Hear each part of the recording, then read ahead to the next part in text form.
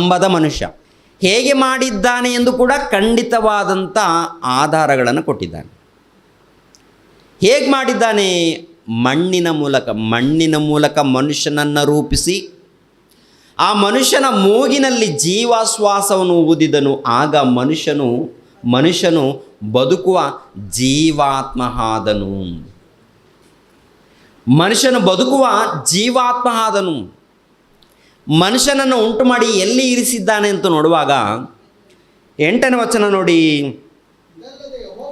ಇದಲ್ಲದೆ ಯೆಹೋವ ದೇವರು ಮೂಡಣ ದಿಕ್ಕಿನಲ್ಲಿರುವ ಏದೇನು ಸೀಮೆಯಲ್ಲಿ ಒಂದು ಉದ್ಯಾನವನವನ್ನು ಮಾಡಿ ತಾನು ರೂಪಿಸಿದ ಮನುಷ್ಯನನ್ನು ಅದರಲ್ಲಿ ಇರಿಸಿದನು.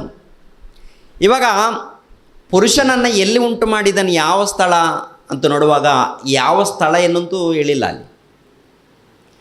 ಆದರೆ ಪುರುಷನನ್ನು ಉಂಟು ಮಾಡಿದ ಮೇಲೆ ಏದೇನು ತೋಟ, ಏದೇನು ವನ ಏನು ಮಾಡಿದ್ದಾರೆ ನೋಡಿ. ಇದಲ್ಲದೆ ಯೆಹೋವ ದೇವರು ಮೂಡಣ ದಿಕ್ಕಿನಲ್ಲಿರುವ ಏದೇನು ಸೀಮೆಯಲ್ಲಿ, ಏದೇನು ಸೀಮೆ ಅಂದರೆ ಒಂದು ಪ್ರಾಂತ, ಏದೇನು ಸೀಮೆ, ಏದೇನು ಏನಂತ ಒಂದು ಪ್ರಾಂತ, ಆ ಪ್ರಾಂತದಲ್ಲಿ ಒಂದು ತೋಟವನ್ನು ಏರ್ಪಾಡು ಮಾಡ್ತಾ ಇದ್ದಾರೆ. ಏದೇನು ಸೀಮೆ, ಏದೇನು ಒಂದು ಸ್ಥಳ, ಏದೇನು ಏನಂತ ಒಂದು ಪ್ರಾಂತದಲ್ಲಿ, ಆ ಪ್ರಾಂತದಲ್ಲಿ ಒಂದು ತೋಟವನ್ನು ಏರ್ಪಾಡು ಮಾಡ್ತಾ ಇದ್ದಾರೆ, ಉದ್ಯಾನವನವನ್ನು. ನೋಡಿ ಪ್ರಿಯರ ದೇವರ ಮಕ್ಕಳಿಗೆ ಏನ್ರಿ, ಮೂಡಣ ದಿಕ್ಕಿನಲ್ಲಿರುವ ಏದೇನು ಸೀಮೆಯಲ್ಲಿ ಒಂದು ಉದ್ಯಾನವನವನ್ನು ಮಾಡಿ ತಾನು ರೂಪಿಸಿದ, ಅಂದರೆ ತಾನು ನಿರ್ಮಾಣ ಮಾಡಿದ ಮನುಷ್ಯನನ್ನು ಅದರಲ್ಲಿ ಇರಿಸಿದನು. ಏದೇನು ತೋಟದಲ್ಲಿ ಉಂಟು ಮಾಡಿದ್ದಾನ ಅಥವಾ ಎಲ್ಲೋ ಉಂಟು ಮಾಡಿ ಏದೇನು ತೋಟದಲ್ಲಿ ಸೇರಿಸಿದ್ದಾನ? ಒಟ್ಟಿನಲ್ಲಿ ಆ ಸ್ಥಳದಲ್ಲಿ ಅಂದರೆ ಏದೇನು ತೋಟದಲ್ಲಿ ಉಂಟು ಮಾಡಿದ್ದಾನಂತಿಲ್ಲ. ಪುರುಷನನ್ನು ಒಂದು ಸ್ಥಳದಲ್ಲಿ ಉಂಟು ಮಾಡಿ ಏದೇನು ತೋಟದಲ್ಲಿ ಇರಿಸಿದ್ದಾನಂತೆ. ಅರ್ಥ ಆಗತ್ತಾ? ಏದೇನು ತೋಟದಲ್ಲಿ ಇರಿಸಿದ್ದಾನಂತೆ. ಏದೇನು ತೋಟದಲ್ಲಿ ಪುರುಷರನ್ನು ಅಲ್ಲಿ ಸೇರಿಸಿದ ಮೇಲೆ ಸ್ತ್ರೀಗಳನ್ನು ಎಲ್ಲಿ ಉಂಟು ಮಾಡ್ತಾನೆ? ಆದಾಮನ ಏದೇನು ತೋಟದಲ್ಲಿದ್ದಾನೆ, ಅವಳನ್ನು ಆ ಏದೇನು ತೋಟದಲ್ಲಿ ಉಂಟು ಮಾಡ್ತಾನೆ. 2ನೇ ಅಧ್ಯಾಯ 21ನೇ ವಚನವನ್ನು. ಹೀಗಿರುವಲ್ಲಿ ಯೆಹೋವ ದೇವರು ಆ ಮನುಷ್ಯನಿಗೆ ಗಾಢ ನಿದ್ರೆಯನ್ನು ಬರಮಾಡಿ ಅವನ ಪಕ್ಕೆ ಎಲುಬುಗಳಲ್ಲಿ ಒಂದನ್ನು ತೆಗೆದುಕೊಂಡು ಅದರ ಸ್ಥಳವನ್ನು ಮಾಂಸದಿಂದ ಮುಚ್ಚಿ ತಾನು ಮನುಷ್ಯನಿಂದ ತೆಗೆದಿದ್ದ ಎಲುಬನ್ನು ಸ್ತ್ರೀಯಾಗ ಮಾಡಿ ಆಕೆಯನ್ನು ಅವನ ಬಳಿಗೆ ಕರತಂದನು. ಅವನು ಆಕೆಯನ್ನು ನೋಡಿ, ಈಗ ಸರಿ, ಈಕೆಯು ನನ್ನ ಎಲುಬುಗಳಿಂದ ಬಂದ ಎಲುಬು, ನನ್ನ ಮಾಂಸದಿಂದ ಬಂದ ಮಾಂಸವೂ ಆಗಿದ್ದಾಳೆ. ಏಕೆಯು ನರನಿಂದ ಉತ್ಪತ್ತಿಯಾದ ಕಾರಣ ನಾರಿ ಎನ್ನಿಸಿಕೊಳ್ಳುವಳು. ಈ ಪ್ರಾರಂಭ ಮನುಷ್ಯರು ಎಲ್ಲಿದ್ದಾರೆ ಅಂತ ನೋಡುವಾಗ ಏದೇನು ತೋಟದಲ್ಲಿ ಅಲ್ಲಿದ್ದಾರೆ, ಏದೇನು ಉದ್ಯಾನವನದಲ್ಲಿ. ಏದೇನು ಸೀಮೆ ಅಂದರೆ ಒಂದು ಪ್ರಾಂತ. ಏದೇನು ಸೀಮೆ ಅಂತ ಒಂದು ಹೆಸರಿಟ್ಟಿದ್ದಾನೆ, ಒಂದು ಪ್ರಾಂತ. ಈ ಪ್ರಾಂತದಲ್ಲಿ ಉದ್ಯಾನವನವನ್ನು ಏರ್ಪಾటు ಮಾಡಿದ್ದಾನೆ. ಆ ಉದ್ಯಾನವನದಲ್ಲಿ ಆದಾಮನನ್ನು ಇರಿಸಿದ್ದಾನೆ. ಆದಾಮನನ್ನು ಇರಿಸಿದ ಮೇಲೆ ಆ ನಂತರ ಅವಳನ್ನು ಆ ಏದೇನು ಸೀಮೆಯಲ್ಲಿ, ಏದೇನು ತೋಟದಲ್ಲಿ ಏನು ಮಾಡಿದ್ದಾನಂತಿರುತ್ತೆ, ಆದಾಮನ ಮೂಲಕ ಅವಳನ್ನು ಉಂಟು ಮಾಡಿದ್ದಾನೆ. ಹೇಗೆ ಉಂಟು ಮಾಡಿದ್ದಾನೆ ಅದನ್ನು ಕೂಡ ಬರೆಯಲ್ಪಟ್ಟಿದೆಯಾ? ಹೇಗೆ? ಪುರುಷನ ಮೂಲಕ. ಇವಾಗ ಇವರಿಬ್ಬರು ಎಲ್ಲಿದ್ದಾರೆ ಅಂತ ನೋಡುವಾಗ, ಪ್ರಾರಂಭದ ಮನುಷ್ಯರು ಎಲ್ಲಿದ್ದಾರೆ ಅಂತ ನೋಡುವಾಗ ಅವರಿಬ್ಬರು ಏದೇನು ತೋಟದಲ್ಲಿದ್ದಾರೆ, ಏದೇನು ತೋಟದಲ್ಲಿ ಇದ್ದಾರೆ. ಇವಾಗ ಆ ಸ್ಥಳ ಎಲ್ಲಿ ಅಂತ ಒಂದು ಸಾರಿ ವಾಕ್ಯದ ಮೂಲಕ ನಾವು ಪರಿಶೋಧನೆ ಮಾಡೋಣ. 10ನೇ ವಚನವನ್ನು ನೋಡಿ. 10ನೇ ವಚನ, ಅದರಲ್ಲಿ 10ನೇ ವಚನ ಅಂದರೆ ಟರ್ಕಿ ದೇಶ ಅಂತೇಳಿ ನಾವು ಹೇಳಿದ್ವಿ. ಓಕೆ, ಅದನ್ನು ರುಜುಪಡಿಸ್ಬೇಕನ್ನುವಂಥ ಪರಿಸ್ಥಿತಿ ಬಂದಾಗ, ರುಜುಗಳು ತೋರಿಸೋದು ಹೋದರೆ ಅದು ನಿಲ್ಲಲ್ಲ, ಅದು ಕತೆ ಆಗುತ್ತೆ. ಇವಾಗ ಇಲ್ಲಿ ಒಂದು ರುಜುವನ್ನು ತೋರಿಸ್ತಾ ಇದ್ದಾನೆ ದೇವರು, ಒಂದು ಅನುಕೂಲ ಮಾಡಿ ಕೊಡ್ತಾ ಇದ್ದಾನೆ ದೇವರು. ಏನಂತ ನೋಡುವಾಗ 10ನೇ ವಚನ ನೋಡಿ. 10ನೇ ವಚನ, ಏದೇನು ಸೀಮೆಯಲ್ಲಿ ಒಂದು ನದಿ ಹುಟ್ಟಿ, ಏನ್ರಿ, ಏದೇನು ಸೀಮೆಯಲ್ಲಿ ಒಂದು ನದಿ ಹುಟ್ಟಿ ಆ ವನವನ್ನು ತೋಯಿಸುತ್ತಿತ್ತು. ಅದು ಆಚೆ ಕಡೆಯಲ್ಲಿ ಒಡೆದು 4 ಶಾಖೆಗಳಾಯಿತು. 4 ಶಾಖೆಗಳಾಯಿತು. ಏನು ಹುಟ್ಟಿದೆ ಅಂತ ಗೊತ್ತಾಗತ್ತಿಲ್ಲಿ. ಏದೇನು ಸೀಮೆಯಲ್ಲಿ ಒಂದು ನದಿ ಹುಟ್ಟಿ ಆ ವನವನ್ನು ತೋಯಿಸುತ್ತಿತ್ತು. ಅದು ಆಚೆ ಕಡೆಯಲ್ಲಿ ಒಡೆದು 4 ಶಾಖಗಳಾಯಿತು. ಮೊದಲನೇದ ಹೆಸರು ಪೀಶೋನ್. ಅದು ಬಂಗಾರ ದೊರಕುವ ಅವಿಲ ದೇಶವನ್ನೆಲ್ಲ ಸುತ್ತುವುದು. ಆ ದೇಶದ ಬಂಗಾರವು ಶ್ರೇಷ್ಠವಾದದ್ದು. ಅಲ್ಲಿ ಬದೋಲಕ, ಧೂಪವು, ಗೋಮೇಧಿಕ ರತ್ನವು ಸಿಕ್ಕುತ್ತವೆ. ಎರಡನೆಯ ನದಿಯ ಹೆಸರು ಗೀಹೋನ್. ಅದು ಕೂಶ್ ದೇಶವನ್ನೆಲ್ಲ ಸುತ್ತುವುದು. ಮೂರನೆಯ ನದಿಯ ಹೆಸರು ಹಿದ್ದೆಕೇಲ್. ಅದು ಅಶೂರ್ ದೇಶದ ಮುಂದೆ ಹರಿಯುವುದು. ನಾಲ್ಕನೆಯದು ಯೂಫ್ರಟಿಸ್ ನದಿ. ಯೆಹೋವ ದೇವರು ಆ ಮನುಷ್ಯನನ್ನು ಕರ್ಕೊಂಡು ಹೋಗಿ ಏದೇನು ತೋಟವನ್ನು ವ್ಯವಸಾಯ ಮಾಡುವುದಕ್ಕೂ ಕಾಯುವುದಕ್ಕೂ ಅದರಲ್ಲಿ ಇಟ್ಟನು. ಅಂದರೆ ಪ್ರಾರಂಭದ ಮನುಷ್ಯರು, ಆದಿ ಮಾನವರು ಎಲ್ಲಿ ಹುಟ್ಟಿದ್ದಾರೆ ಅಂದರೆ ಆದಾಮನು ಹುಟ್ಟಿರುವಂಥ ಸ್ಥಳ ಗಮನಿಸ್ಬೇಕು. ನಾವು ತಿಳ್ಕೊಳ್ಳೋದಕ್ಕೆ ಏನಪ್ಪ ಅಂದ್ರೆ ಆ ಸ್ಥಳ ಇಂಥ ಕಡೆ ಅಂತೇಳಿ ಖಂಡಿತವಾಗಿ ನಾವು ಹೇಳೋಕ್ಕಾಗಲ್ಲ. ಅವಳು ಹುಟ್ಟಿರುವಂಥ ಸ್ಥಳ ಖಂಡಿತವಾಗಿ ಏದೇನು ತೋಟದಲ್ಲಿ, ಏದೇನು ಸೀಮೆಯಲ್ಲಿ ಉದ್ಯಾನವನ ಮಾಡಿದ್ದಾರೆ, ಅಲ್ಲಿ ಅವಳನ್ನು ಉಂಟು ಮಾಡಿದ್ದಾರೆ ಆದಾಮನ ಮೂಲಕ ಎಂದು ಖಂಡಿತವಾಗಿ ಗೊತ್ತಾಗುತ್ತೆ. ಈ ಒಂದು ಪ್ರಾಂತ ಎಲ್ಲಿದೆ, ಯಾವ ದೇಶದಲ್ಲಿ ಬರುತ್ತೆ ಅಂತ ನೋಡುವಾಗ ಪ್ರಿಯರ ದೇವ್ರ ಮಕ್ಕಳಿರ ಏನ್ರಿ, ಟರ್ಕಿ ದೇಶದಲ್ಲಿ ಬರುತ್ತೆ. ಟರ್ಕಿ ದೇಶದಲ್ಲಿ ಬರುತ್ತೆ ಅನ್ನೋದಕ್ಕೆ ರುಜುಗಳೇನಂತ ನೋಡುವಾಗ ಅಲ್ಲಿ ಏದೇನು ಸೀಮೆಯಲ್ಲಿ ಒಂದು ನದಿ ಹುಟ್ಟುತ್ತಾ ಇದೆಯಂತೆ. ಆ ನದಿ ಹುಟ್ಟಿದ ಮೇಲೆ ಅಲ್ಲಿಂದ ಹರಿತಾ ಇದೆಯಂತೆ 4 ಪ್ರಾಂತಕ್ಕೆ. ಅಲ್ಲಿಂದನೇ ಪ್ರಿಯರಾದ ದೇವರ ಮಕ್ಕಳಿರ ಹರಿಯುವಂಥದ್ದು. ಆ ಹರಿಯುವಂಥ ಸ್ಥಳ ಕೆಲವು ಹೆಸರುಗಳು ಕೊಟ್ಟಿದ್ದಾರೆ. ಕೆಳಗಡೆ ನೋಡುವಾಗ ಒಂದು ಸಾರಿ ಮತ್ತೊಂದು ಸಾರಿ ಗಮನಿಸೋಣ. ಕೆಳಗಡೆ ಮಾತು 14ನೇ ವಚನವನ್ನು ನೋಡೋಣ. 14ನೇ ವಚನವನ್ನು. ಮೂರನೆಯ ನದಿಯ ಹೆಸರು ಹಿದ್ದೆಕೇಲ್. ಅದು ಅಶೂರ್ ದೇಶದ ಮುಂದೆ ಹರಿಯುವುದು. ಹಿದ್ದೆಕೇಲ್ ಎನ್ನುವಂಥದ್ದು ಕೆಳಗಡೆ ನೋಡಿ, ಫುಟ್ನೋಟಲ್ಲಿ ಕೆಳಗಡೆ ಫುಟ್ನೋಟ್ ಇದೆಯಲ್ಲ, ಏನಿದೆ ಅಲ್ಲಿ? ಹಿದ್ದೆಕೇಲ್ ಎಂಬುದು ಟೈಗ್ರಿಸ್ ನದಿ. ಹಿದ್ದೆಕೇಲ್ ಎಂಬುದು ಟೈಗ್ರಿಸ್ ನದಿ. ಇವಾಗ ಪ್ರಿಯರಾದ ದೇವ್ರ ಮಕ್ಕಳಿರ, ಈ ನದಿ ಇದೆಯಲ್ಲ, ಅಂದರೆ ಏದೇನು ಸೀಮೆಯಲ್ಲಿ ಒಂದು ನದಿ ಹುಟ್ಟಿದೆಯಂತೆ. ಆ ನದಿ ಹರಿತಾ ಇದ್ದಂತೆ 4 ದಿಕ್ಕುಗಳಲ್ಲಿ. 4 ದಿಕ್ಕುಗಳಿಗೆ ಒಂದೊಂದು ಹೆಸರು ಕೊಟ್ಟಿದ್ದಾನೆ. ಯೂಫ್ರಟಿಸ್ ನದಿ, ಸಿದ್ದಿಕೇಲ್ ಅಂದರೆ ಟೈಗ್ರಿಸ್ ನದಿ. ಇತಿಹಾಸವನ್ನು ಅರ್ಥ ಮಾಡ್ಕೊಳ್ಬೇಕಾದ್ರೆ ನಮ್ಗೆ ಏನು ಕಾಣಬೇಕು? ಇತಿಹಾಸದಲ್ಲಿ ನಡೆದಿದೆ ಅಂದರೆ ಭೌಗೋಳಿಕವಾದಂಥ ರುಜುಗಳಿರಬೇಕು. ಇದು ನಿಜ ಅನ್ನೋದಕ್ಕೆ ಏನು ಆಧಾರ ಇರಬೇಕು? ಭೌಗೋಳಿಕವಾದಂಥ ರುಜುಗಳು. ಭೌಗೋಳಿಕವಾದಂಥ ರುಜುಗಳು ಏನು ತೋರ್ಸೋಕ್ಕಾಗತ್ತೆ? ನದಿಗಳು, ಬೆಟ್ಟಗಳು, ಹೌದಲ್ವಾ, ಅರಣ್ಯಗಳು, ಇವೆಲ್ಲ ಏನಾದರೂ ಇದ್ದರೆ ಇಂಥವನ್ನು ತೋರಿಸ್ಬೇಕು. ಭೌಗೋಳಿಕವಾದಂಥ ರುಜು ಏನು ಅಂತ ನೋಡುವಾಗ ಪ್ರಿಯರಾದ ದೇವರ ಮಕ್ಕಳಿದೆ, ಅಲ್ಲಿ ಟೈಗ್ರಿಸ್ ನದಿ ಇದೆ ನೋಡಿ. ಈ ಟೈಗ್ರಿಸ್ ನದಿ ಎಲ್ಲಿ ಬರುತ್ತೆ ಅಂತ ಒಂದು ಸಾರಿ ಗೂಗಲ್ ಸರ್ಚ್ ಮಾಡಿದ್ರೆ, ಇವಾಗ ನೀವು ಸರ್ಚ್ ಮಾಡಿದ್ರೆ ನಿಮಗೆ ನೇರವಾಗಿ ಗೂಗಲೇ ಹೇಳುತ್ತೆ ಇದು ಟರ್ಕಿ ದೇಶದಲ್ಲಿ ಅಂತ. ಪ್ರಿಯರಾದ ದೇವರ ಮಕ್ಕಳಿರ, ಈ ಟರ್ಕಿ ದೇಶ ಯಾವ ಖಂಡದಲ್ಲಿ ಇದೆ ಅಂತ ನೋಡುವಾಗ ಏಷ್ಯಾ ಖಂಡದಲ್ಲಿ ಇದೆ. ಏಷ್ಯಾ ಖಂಡದಲ್ಲಿ ಯಾವ್ಯಾವ ದೇಶಗಳು? ಕೆಲವು ದೇಶಗಳು, ಅದರಲ್ಲಿ ನಮ್ಮ ದೇಶ ಕೂಡ ಏಷ್ಯಾ ಖಂಡದಲ್ಲಿ ಇದೆ. ನಮ್ಮ ಭಾರತ ದೇಶ ಕೂಡ ಎಲ್ಲಿ, ಯಾವ ಖಂಡದಲ್ಲಿ ಇರೋದು? ಏಷ್ಯಾ ಖಂಡದಲ್ಲಿ ಇರುವಂಥದ್ದು. ಏಷ್ಯಾ ಖಂಡದಲ್ಲೇ ಯಾವ ದೇಶ ಇದೆ? ಟರ್ಕಿ ದೇಶ ಇದೆ. ಈ ಟರ್ಕಿ ದೇಶದಲ್ಲಿ ಏದೇನು ಸೀಮೆ. ಆ ಏದೇನು ಸೀಮೆಯಲ್ಲಿ ಏನಿದೆ?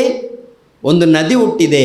ಆ ನದಿ 4 ಭಾಗದಲ್ಲಿ ಹರಿತಾ ಇದೆ. ಆ 4 ಭಾಗದಲ್ಲಿ ಒಂದು ನದಿ ಟರ್ಕಿ ದೇಶ ಎನ್ನುವಂಥದ್ದು. ಇನ್ನೂ 2 ನದಿಗಳಿದೆ. ಇನ್ನೂ 2 ನದಿಗಳು ಅಲ್ಲಿ ಏನಾಗಿದೆ ಅಂತ ನೋಡುವಾಗ, ನೋಹಾನನ ಕಾಲದಲ್ಲಿ ಜಲಪ್ರಳಯ ಬರುತ್ತಲ್ಲ, ನೋಹಾನನ ಕಾಲದಲ್ಲಿ ಜಲಪ್ರಳಯ. ಆ ಜಲಪ್ರಳಯ ಬಂದಾಗ ಅದರ ಒಂದು ನಿಲುವು ಕಾಣ್ತಾ ಇಲ್ಲ. ಆದರೆ 2 ನದಿಗಳ ಹೆಸರು ಮಾತ್ರ ಟೈಗ್ರಿಸ್ ನದಿ, ಯೂಫ್ರಟಿಸ್ ನದಿ ಎನ್ನುವಂಥದ್ದು ನಾವು ನೋಡ್ತಾ ಇರ್ತೀವಿ ಇತಿಹಾಸದಲ್ಲಿ. ಮೆಸಪತೋಮಿಯಾ ನಾಗರಿಕತೆ ಗೊತ್ತಲ್ವ? ಮೆಸಪತೋಮಿಯಾ ನಾಗರಿಕತೆ ಕೇಳಿರ್ತೀವಿ. ಈ ಮೆಸಪತೋಮಿಯಾ ಎನ್ನುವಂಥ ಈ ಸ್ಥಳ ಆಗಿರ್ಬೋದು. ಇಲ್ಲಿ ಯಾವುದದು ಯೂಫ್ರಟಿಸ್ ನದಿ ಎನ್ನುವಂಥದ್ದು ಕಾಣ್ತೀವಿ ಪ್ರಿಯರಾದ ದೇವರ ಮಕ್ಕಳು. ಅಂದರೆ ಇದು ಭೌಗೋಳಿಕವಾದಂಥ ಆಧಾರ ಇದೆಯಾ ಇಲ್ಲೋ ಅಂತ ನೋಡುವಾಗ ಇದೆ. ಮತ್ತು ಎಲ್ಲಿದೆ? ಯಾವ ಪ್ರಾಂತ ಅದು ಅಂತ ನೋಡುವಾಗ ಏನ್ರಿ, ಅದು ಟರ್ಕಿ ಪ್ರಾಂತ ಎಂದು. ಆ ಪ್ರಾಂತ ಯಾವ ಖಂಡದಲ್ಲಿ ಇದೆ ಅಂತ ನೋಡುವಾಗ ನಮ್ಮ ಖಂಡ ಏಷ್ಯಾ ಖಂಡದಲ್ಲೇ ಇದೆ ಅಂತ. ಏದೇನು ತೋಟ, ಏದೇನು ಸೀಮೆ ಬೇರೆ ಖಂಡದಲ್ಲಿ ಏನಲ್ಲ, ನಮ್ಮ ಖಂಡದಲ್ಲೇ ಇದೆ, ಅಂದರೆ ನಮ್ಮ ದೇಶದಲ್ಲೇ ಇದೆ. ಇವರೇನಂತಾರೆ, ಇದು ವಿದೇಶಕ್ಕೆ ಸಂಬಂಧಪಟ್ಟಂಥ ಮತ್ತು ನಮ್ಮ ಖಂಡದಲ್ಲಿ ಇದೆಪ್ಪ. ಏದೇನು ಸೀಮೆ ನಮ್ಮ ಖಂಡದಲ್ಲೇ, ನಾವು ಕೂಡ ಏಷ್ಯಾ ಖಂಡದಲ್ಲೇ ಇದ್ದೀವಿ. ನಾವು ಏಷ್ಯಾ ಖಂಡದಲ್ಲಿ ಇದ್ದೀವಿ, ಆ ದೇಶ ಕೂಡ ಏಷ್ಯಾ ಖಂಡದಲ್ಲೇ ಇದೆ. ನಮ್ಮ ಖಂಡದಲ್ಲಿ ಇರುವಾಗ, ನಮ್ಮ ಖಂಡದಲ್ಲಿ ಇರುವಂಥ ನಮ್ಮ ದೇಶದಲ್ಲಿ ಇರುವಾಗ ನಾವು ವಿದೇಶಕ್ಕೆ ಸಂಬಂಧಪಟ್ಟ ದೇವರು ಅಂತ ನಾವು ಮುದ್ರೆ ಹಾಕ್ಕೊಂಡಿದ್ವಿ. ಯಾವನೋ ಒಬ್ಬನು ಇರ್ತಾನೆ ಹುಚ್ಚನು, ಆ ಹುಚ್ಚನು ಮುದ್ರೆ ಹಾಕಿದ್ದಾನೆ. ಮತ ಹುಚ್ಚನು, ಮತಕ್ಕೆ ಸಂಬಂಧಪಟ್ಟಂಥ ಈ ಹುಚ್ಚನು ಯಾವುದೋ ದೇಶಕ್ಕೆ ಸಂಬಂಧಪಟ್ಟಿದ ಮುದ್ರೆ ಹಾಕಿ ಸಮಾಜದಲ್ಲಿ ದಾರಿ ತಪ್ಪಿಸ್ತಾ ಇದ್ದಾನೆ. ಇಂಥವ್ರು ಬಹಳ ಮಂದಿ ಇದ್ದಾರೆ ಅಂತ ನೋಡುವಾಗ ಇದ್ದಾರೆ. ಇಂಥವ್ರು ಯಾರಾದರೂ ಸಿಕ್ಕಾಗ ವಾಕ್ಯದ ಮೂಲಕ ನಾವು ಉತ್ತರ ಹೇಳಬೇಕು. ಕೇಳ್ತಾರೋ ಬಿಡ್ತಾರೋ ಅವರಿಷ್ಟ, ಕನಿಷ್ಠ ಪಕ್ಷದಲ್ಲಿ ನಮ್ಮವರನ್ನು ನಾವು ಕಾಪಾಡಿಕೊಳ್ಬೇಕು. ಯಾರು ವಿಧೇಯರಾಗ್ತಾರೋ, ದೇವರ ಮಕ್ಕಳು ಯಾರು ಕರೆಯಲ್ಪಡ್ತಾ ಇದ್ದಾರೋ ಕ್ರೈಸ್ತರೆಂದು, ಕನಿಷ್ಠ ಪಕ್ಷದಲ್ಲಿ ಕೊನೆ ಕಾಲದಲ್ಲಿ ನಮ್ಮವರನ್ನಾದರೂ ನಾವು ಕಾಪಾಡಿಕೊಳ್ಬೇಕಾಗುತ್ತೆ. ಕಾಪಾಡಿಕೊಳ್ಬೇಕಾದರೆ ಪ್ರತಿಯೊಬ್ಬರು ಜ್ಞಾನ ಕಲಿಬೇಕು, ಪ್ರತಿಯೊಬ್ಬರು ದೇವರ ಮಾತಿಗೆ ವಿಧೇಯರಾಗಬೇಕು. ದೇವರ ಮಾತಿಗೆ ವಿಧೇಯರಾಗಿ ಪ್ರೀತಿ ತೋರಿಸ್ಬೇಕು, ತಗ್ಗಿಸ್ಕೊಳ್ಬೇಕು. ಇವೆಲ್ಲ ನಾವು ಮಾಡಬೇಕು ಪ್ರಿಯರ ದೇವ್ರ ಮಕ್ಕಳಿಗೆ. ಏನ್ರಿ, ಈ ಸೀಮೆಯಲ್ಲಿ ಹುಟ್ಟಿದ್ರು ನಮಗೇನು ಲಾಭ? ನಾವು ಯಾಕೆ ಹುಟ್ಟಿದ್ದೀವಿ ಅಂದರೆ ಒಂದು ಸ್ಥಳ ನಮಗೆ ಗೊತ್ತಾಗ್ತಾ ಇದೆ, ಅಲ್ಲಿ ಒಂದು ವಿಷಯ ಗೊತ್ತಾಗ್ತಾ ಇದೆ. ಅವರೇನು ಇನ್ನೊಂದು ಕಡೆ ಹುಟ್ಟಿದ್ರು, ಇವರೇನು ಆಫ್ರಿಕಾದಲ್ಲಿ ಹುಟ್ಟಿದ್ರು, ಮತ್ತೊಬ್ಬರೇನು ಇನ್ನೊಂದು ಕಡೆ ಹೇಳ್ತಾರೆ, ಇನ್ನೊಬ್ಬರೇನು ಮೀನದಂತ ಹೇಳ್ತಾರೆ. ಒಬ್ಬೊಬ್ಬರು ಒಂದೊಂದು ರೀತಿಯಲ್ಲಿ ಹೇಳುವಾಗ ನೀನು ದೇವರ ಮಗಳಾಗಿ, ದೇವರ ಮಗನಾಗಿ, ದೇವರ ಪುತ್ರನು ಪುತ್ರಿಯರಾಗಿ ಏನು ಮಾಡ್ತಾ ಇದ್ದೀವಿ ನಾವೆಲ್ಲರೂ ಕೇಳ್ಕೊಂಡು ಹೋಗೋದಾ? ಸುಮಾರು 5.5 ಅಡಿ 6 ಅಡಿ ಒಂದು ದೇಹವನ್ನು ನಿಮಗೆ ಕೊಟ್ಟಿರುವಾಗ, ತಲೆ ಬುರುಡೆ ಕೊಟ್ಟಿರುವಾಗ, ಆ ಬುರುಡೆಯಲ್ಲಿ ಮೆದುಳು ಕೊಟ್ಟಿರುವಾಗ, ಜ್ಞಾನ ಕೊಟ್ಟಿರುವಾಗ, ಈ ಜ್ಞಾನವನ್ನು ಯಾವುದಕ್ಕೆ ಬಳಸ್ತಾ ಇದ್ದೀರಾ? ಯಾವುದಕ್ಕೆ ಬಳಸ್ತಾ ಇದ್ದೀವಿ ನಾವೆಲ್ಲರೂ ಕೂಡ ಅಂತ ನೋಡುವಾಗ, ಲೋಕ ವಿದ್ಯೆಗಳನ್ನು ಕಲಿಯೋದಕ್ಕೆ, ಲೋಕದಲ್ಲಿ ಸಂಪಾದನೆ ಮಾಡೋದಕ್ಕೆ, ಲೋಕದಲ್ಲಿ ಅನೇಕ ಕೋರಿಕೆಗಳನ್ನು ತೀರಿಸಿಕೊಳ್ಳೋದಕ್ಕೆ, ಇದರಿಗೋಸ್ಕರ ನಮ್ಮ ಜ್ಞಾನವನ್ನು, ಆರೋಗ್ಯವನ್ನು, ದೇಹವನ್ನು ಬಳಸ್ತಾ ಇದ್ದೀವಿ. ಅದಕ್ಕೆ ಬಳಸ್ತಾ ಇದ್ದೀವಿ ನಾವೆಲ್ಲರೂ ಕೂಡ. ಹಾಗೆ ಬಳಸಿದ್ರೆ ನಿನ್ನ ಜೀವಿತ ಏನಾಗುತ್ತೆ? ಆತ್ಮ ಸಾಯುವುದಿಲ್ಲ, ಬೆಂಕಿ ಹಾರುವುದಿಲ್ಲ, ಸತ್ತ ಮೇಲೆ ಆತ್ಮ ಬೆಂಕಿ ಕೊಂಡಕ್ಕೆ ಹೋಗುತ್ತೆ, ಅಲ್ಲಿ ನರಳಾಡಬೇಕಾಗುತ್ತೆ. ಎಷ್ಟು ಕಾಲ ನರಳಾಟ? ಎಷ್ಟು ಕಾಲ? ಮುಕ್ತಾಯವಿಲ್ಲದ ಕಾಲ, ಕೊನೆಯಿಲ್ಲ. ಅದು ಕೊನೆಯಿಲ್ಲದ ಕಾಲ, ಮುಕ್ತಾಯವಿಲ್ಲದ ಕಾಲ. ಅಂಥ ಭಯಂಕರವಾದಂಥ ಪರಿಸ್ಥಿತಿಗೆ ಹೋದಾಗ ನಿನ್ನ ಗತಿ ಏನು? ನಿನ್ನ ಗತಿ ಏನಮ್ಮ? ನಿನ್ನ ಗತಿ ಏನಯ್ಯ? ಯಾರು ಕಾಪಾಡ್ತಾರೆ? ಅಲ್ಲಿ ಬಂದು ಯೇಸುಪ್ರಭು ಬಂದು ಮತ್ತೆ ಕಾಪಾಡ್ತಾರಾ? ಈ ಲೋಕದಲ್ಲಿ ಬಂದು ಮಹಾಜ್ಞಾನದ ಸಂಗತಿಗಳನ್ನು ಹೇಳಿ, ಪ್ರೀತಿಯನ್ನು ತೋರಿಸಿ, ತನ್ನ ಬದುಕನ್ನು ಪಣವಾಗಿ ಇಟ್ಟು ನಿನಗೋಸ್ಕರ ರಕ್ತವನ್ನು ಚಿಂದಿಸಿ ಸುರಿಸಿ ಬದಲಾಗಿರಿ ಅಂತ ಹೇಳಿ ತನ್ನ ಬದುಕನ್ನೇ ನಮಗೋಸ್ಕರ ತ್ಯಾಗ ಮಾಡಿದ್ದಾರಂದಮೇಲೆ ಅವರ ಪ್ರೀತಿ ನಮ್ಗೆ ಅರ್ಥ ಆಗ್ತಾ ಇದೆಯಾ?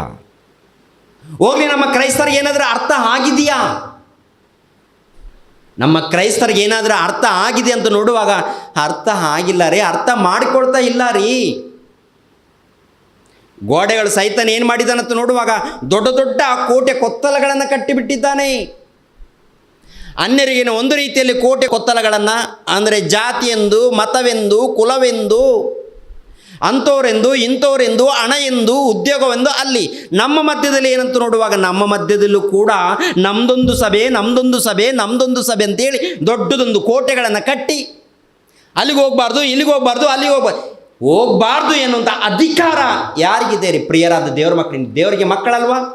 ದೇವ್ರ ಮೂಲಕ ನೀವು ಬಂದಿಲ್ವಾ? ದೇವ್ರ ಮೂಲಕ ಬಂದಿರುವಾಗ ಅಲ್ಲಿಗೆ ಹೋಗಬಾರ್ದು, ಇಲ್ಲಿಗೆ ಹೋಗಬಾರ್ದು ಎನ್ನುವಂಥ ಅಧಿಕಾರ ಯಾರಿಗಿದೆ? ಯಾರಿಗೆ ಕೊಟ್ಟಿದ್ದಾರೆ? ಯಾರು ಕೊಟ್ಟಿದ್ದಾರೆ ಇವರಿಗೆ? ಯಾರು ಕೊಟ್ಟಿದ್ದಾರೆ ಇವರಿಗೆ? ಹೋಗಬೇಕು, ಜ್ಞಾನವನ್ನು ಕಲಿಬೇಕು. ಪ್ರತಿಯೊಬ್ಬರು ದೇವರ ಜ್ಞಾನವನ್ನು ಕಲಿಬೇಕು, ಸಿದ್ಧರಾಗಬೇಕು.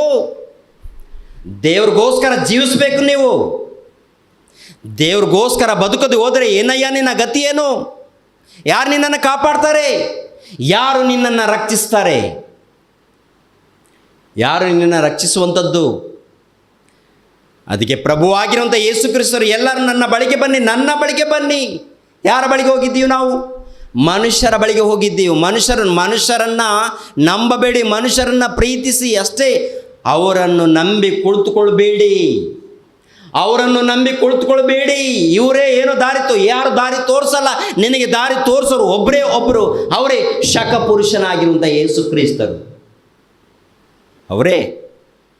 ಮನುಷ್ಯರು ಯಾರು ಕೂಡ ನಿಮ್ಮನ್ನು ಸೇರಿಸಲ್ಲ. ಅವರನ್ನು ಅರ್ಥ ಮಾಡ್ಕೋಬೇಕು, ಅವರ ಜ್ಞಾನವನ್ನು ಅರ್ಥ ಮಾಡ್ಕೋಬೇಕು. ಏನು ಅರ್ಥ ಮಾಡ್ಕೊಂಡಿದ್ದೀವಿ? ಯಾವ ರೀತಿ ಜೀವಿಸ್ತಾ ಇದ್ದೀವಿ ಪ್ರಿಯರಾದ ದೇವರ ಮಕ್ಕಳಿರ?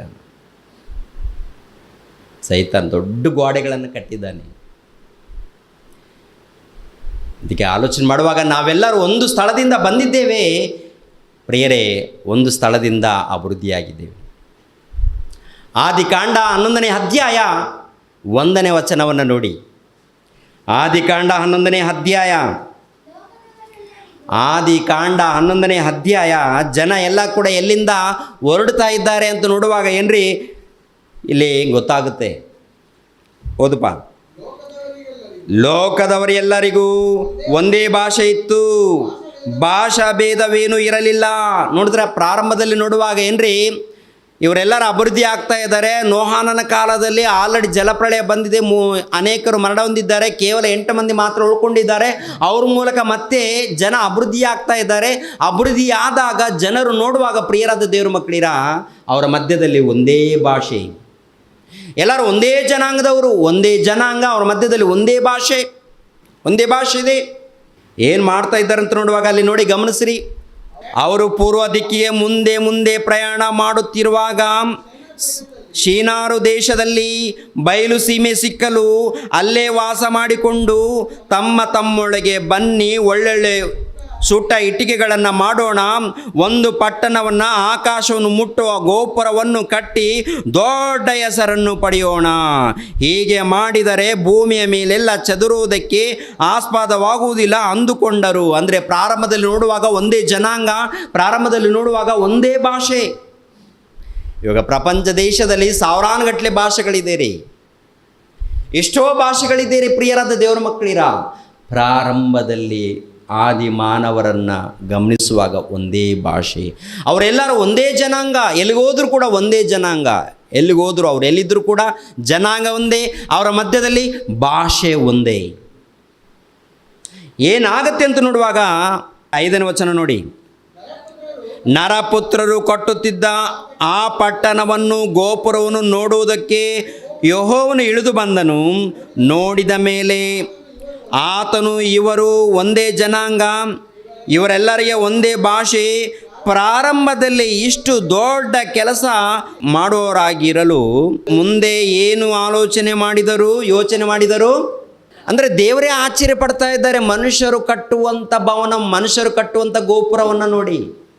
ಇವಾಗ ನಾವು ಕೆಲವು ದೇಶದಲ್ಲಿ ದೊಡ್ಡ ದೊಡ್ಡ ಭವನಗಳನ್ನು ನೋಡಿ ಆಶ್ಚರ್ಯ ಪಡ್ತಾ ಇರ್ತೀವಿ. ನಮ್ಮೂರಲ್ಲಿ ಏನು ಹುಟ್ಟಿ ಬೆಳೆದಾಗ ಒಂದು 10 ವರ್ಷ 12 ವರ್ಷ ಇದ್ದಾಗ ಒಂದು 5 ಅಂತಸ್ತು ಬಿಲ್ಡಿಂಗ್ನು ಅಬ್ಬಬ್ಬ ಹೆಂಗೆ ಕಟ್ಟಿದ್ದಾರಪ್ಪ ಅಂತ ಚಿಕ್ಕೋನಿದ್ದಾಗ 10 ಅಂತಸ್ತು ನೋಡಿದ ಅಬ್ಬ ಇದೆಂಥ ಬಿಲ್ಡಿಂಗ್. ಹೈದರಾಬಾದಿಗೆ ಹೋಗಿದ್ದೀವಿ ಪ್ರಿಯರೇ, ಚಿಕ್ಕೋನಿದ್ದಾಗ ದೊಡ್ಡ ನೋಡಿದ, ಎಷ್ಟು ದೊಡ್ಡದಪ್ಪ ಇದು, ವಿಮಾನ ಏನಪ್ಪ ಇದು ಅಂತೇಳಿ ಆಶ್ಚರ್ಯ ಪಡುವಂಥದ್ದು ಚಿಕ್ಕೋರಿದ್ದಾಗ. ಇವಾಗ 50 ಅಂತಸ್ತುಗಳು ಇಲ್ಲ 60 ಅಂತಸ್ತುಗಳು, ದೊಡ್ಡ ಭವನಗಳು. ಅಮೇರಿಕಾದಲ್ಲಿ 100 ಅಂತಸ್ತುಗಳು, ದುಬೈಯಲ್ಲಿ 169 ಅಂತಸ್ತು, ಇನ್ನು ಬೇರೆ ಬೇರೆ ದೇಶಗಳಲ್ಲಿ 140 150 ದೊಡ್ಡ ಭವನಗಳು. ಇವನ್ನು ನೋಡಿ ನಾವು ಆಶ್ಚರ್ಯ ಪಡ್ತಾ ಇರ್ತೀವಿ. ದೇವರೇ ಹೇಳುವಂಥ ಮಾತೇನಂತ ನೋಡುವಾಗ ಇವರು ಎಷ್ಟು ದೊಡ್ಡದು ಕಟ್ಟಿದ್ದಾರಂತ.